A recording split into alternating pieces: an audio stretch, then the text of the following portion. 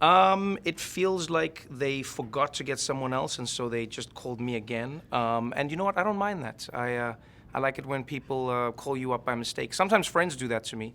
You know, they butt dial you, and then you have a great conversation, anyways. So yeah, no, I'm honored to be here. Obviously, you know, it's an amazing team to work with. Ben Winston and I have been working together for a few years now.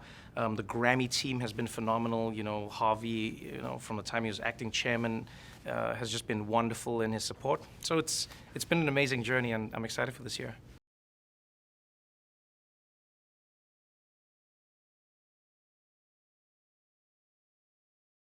My favorite part of hosting the Grammys is the room. Have you seen the room? There's no other room in the world like it. Like, there's no other room where you get to walk through your Spotify playlist. That doesn't exist anywhere else. So you are seeing the greatest performers, you know, not just from this generation, but previous generations. You're seeing legends from hip hop and country. You know, you're seeing groundbreakers, people who've changed a music genre, turned it on its head. There's nothing like it, you know. And unlike other award shows where you may go like, oh, I didn't see that, or I did, you heard the music. I don't care who you are, you've heard it. You heard it in a supermarket, you heard it in your car, you heard it walking through the streets, somebody, you know, rode a bicycle past you and they were playing it on a speaker. It is our lives. So yeah, there's nothing like hosting the Grammys.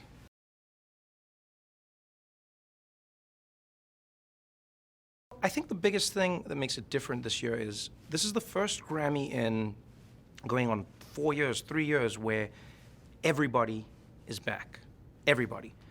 You know, the first year, you had the pandemic.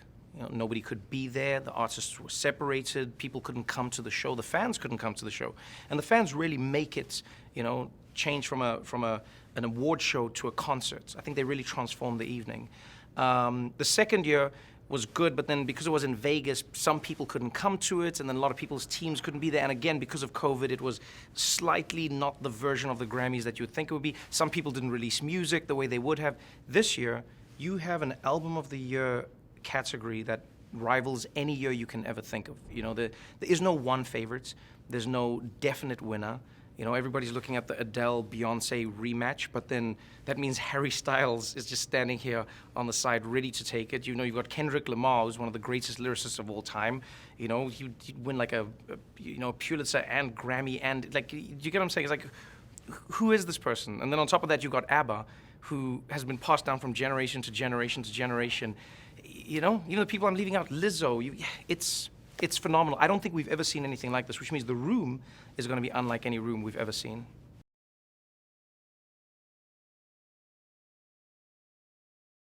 I think it would have to be the legacy.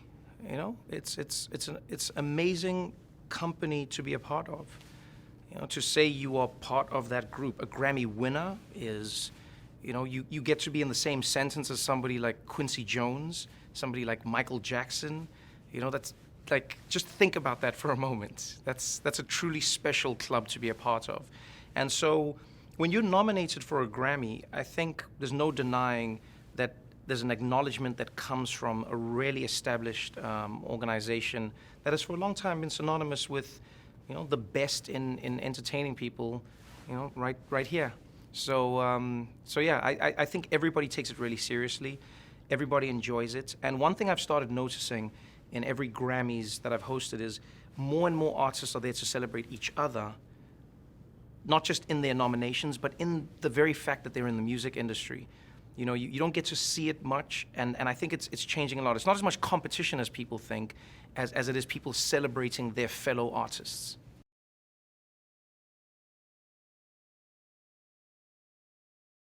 I do know you're going to see Bad Bunny. And there's not a single performance of his that I've seen that doesn't challenge some idea of how he places his music, you know, how he shows his point of view. If you've ever been to one of his concerts, you know what I'm talking about, but he's truly, truly, truly phenomenal. Lizzo is yet to touch a stage that she doesn't burn to the ground, you know? Everything she does. It doesn't matter if she's performing in Washington, D.C., or, you know, right here in Los Angeles. She always puts on a really special show that, you know, brings the best of everything together. And then there are a few names that I can't tell you about. And so what I will say to you is, if you think of your favorite artist, that person is performing. If they're not, you were thinking of the wrong person. If they are, then you know what I was talking about. Just think of your favorite artist.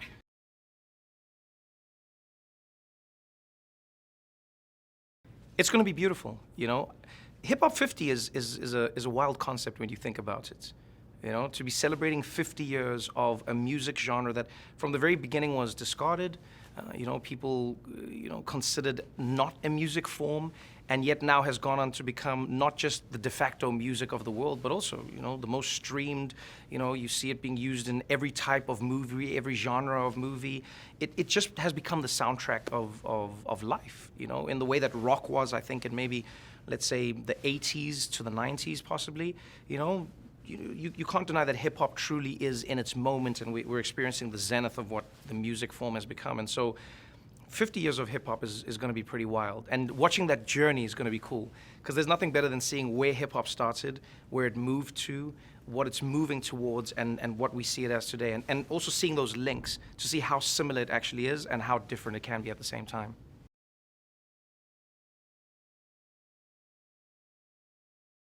Well, that's the other thing that's exciting about the awards is it's not just the people who are nominated, but then it's going to be all the people who are presenting awards. Everybody's going to be up there.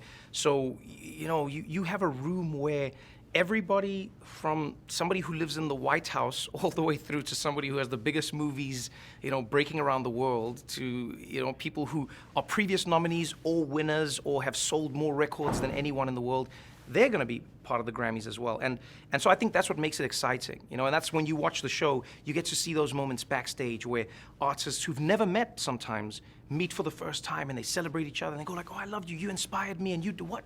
How did I not know this? And you see those moments. And I think that's been really fun in the telecast over the past few years, and I know it'll be streaming this year, is to watch the stories behind the stories, to see artists celebrating each other for the first time, and then seeing people who aren't even artists, you know, be part of somebody else's world. And so that's going to be really cool. It's just a night celebrating music.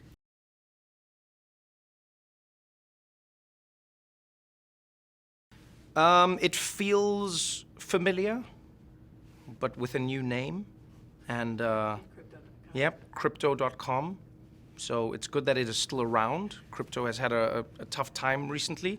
So I'm happy that the arena is still here, and I'm hoping it'll be here until the end of the show.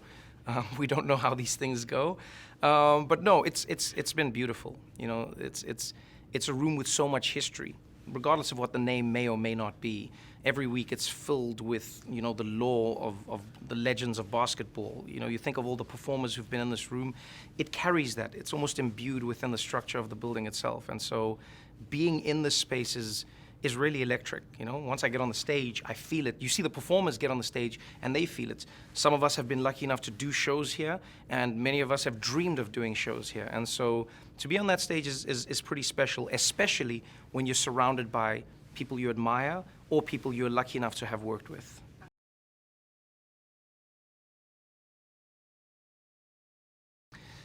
Oh, that's an interesting question. I would say, why wouldn't you? You know? Like, who are you? Who are you that you don't want to watch the Grammys? So what, you just don't like music? Is that what it is? You're like, oh yeah, Trevor, I don't like joy. I don't like celebrating people. Yeah, what do you listen to? Pain? Who are you? Huh? Who are you that you don't like music? So you don't want to watch Adele on possibly her biggest night? Okay, I see you. You're a painful, painful person. That's what you are. You hurt. And maybe that's why you should watch the Grammys. You don't want to see Beyonce possibly break the record for the most Grammys of all time for any human being? Who are you? Who hurt you? This is the question I have for you as a human being.